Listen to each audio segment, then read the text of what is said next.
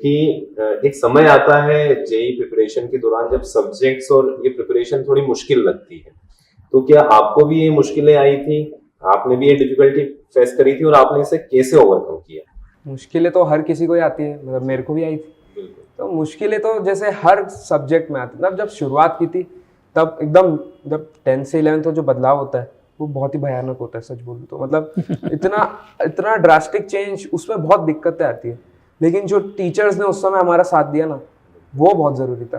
मतलब उन्होंने कभी ऐसा नहीं बोला कि तेरे से नहीं होगा, तू चले जा। उन्होंने हमें बहुत अच्छे से समझाया, प्यार से बिठाया बाजू में। उन्होंने हमें अलग अलग तरीके बताए इसको समझने के, एक बार नहीं आया तो 3 बार बताया।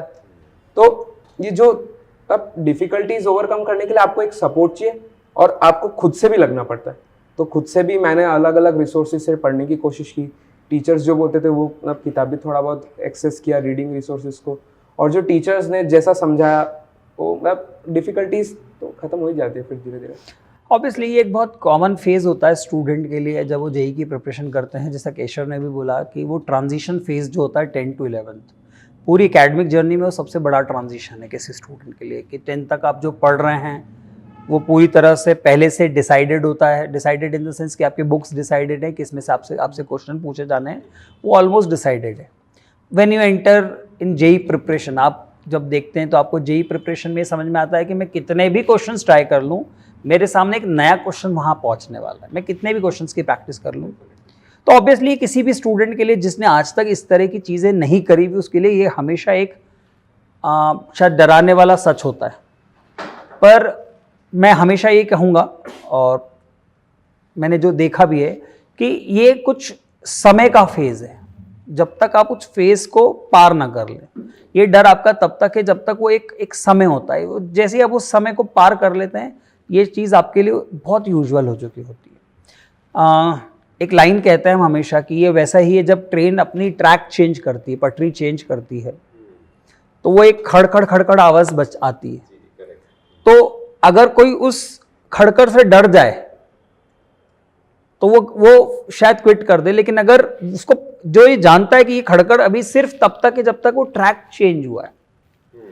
Once the train will be on the track, it will be very smooth.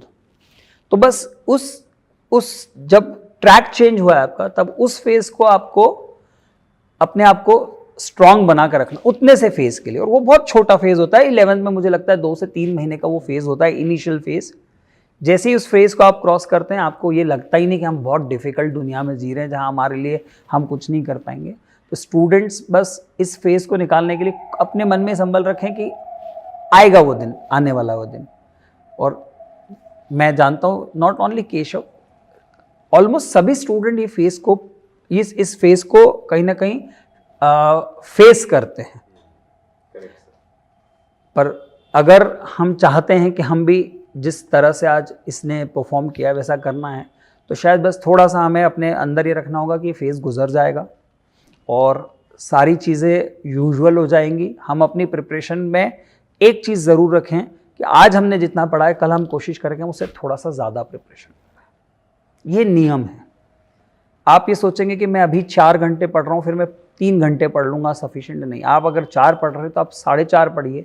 कोशिश करिए कि अगली बार आप 5 घंटे की सेल्फ स्टडी करें और ये ग्रेजुअली बढ़ जाए। मुझे लगता है शायद एक समय पे मैंने इनसे पूछा भी है कि 12 घंटे 14 घंटे भी इनके लिए सेल्फ स्टडी होती थी एक जैसी सिटिंग के साथ। तो मुझे लगता है अगर कोई 14 घंटे खुद से पढ़ रहा है तो वो कोई बैठा नहीं सकता था, तो वो आ गया था कि अब तो कुछ करना ही। तो वो फेज़ गुजरा, मन में आया।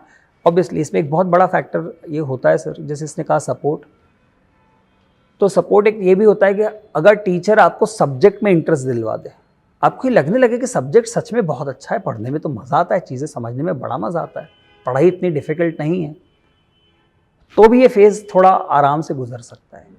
जब हम ये जब शायद हो सकता है कि मैं कई बार देखता हूँ कि कुछ बोलते हैं कि सर चीज़ें हमसे नहीं हो रही, तो ये भी होता है कुछ बच्चों के साथ कि उन्हें वो सब्जेक्ट में वो फील नहीं बैठा आ पाता कि मुझे ये सब्जेक्ट समझ में ही नहीं आ रहा। तो शायद थोड़ा बहुत इसमें इस चीज़ का हाथ ज़रूर होता है कि कैसे आपको चीज़ें पढ़ाई जा रही। यही ये एक ऐसी चीज़ है जो आपको इस फेज़ को बहुत इजीली स्मूथली आगे ले जाने में हेल्प करती है। और हम हमेशा कहते हैं बच्चों से, आपके शुरू के 3 महीनों का परफॉर्मेंस को आप ये जज ही मत करिए कि आप कैसे स्टूडेंट हैं।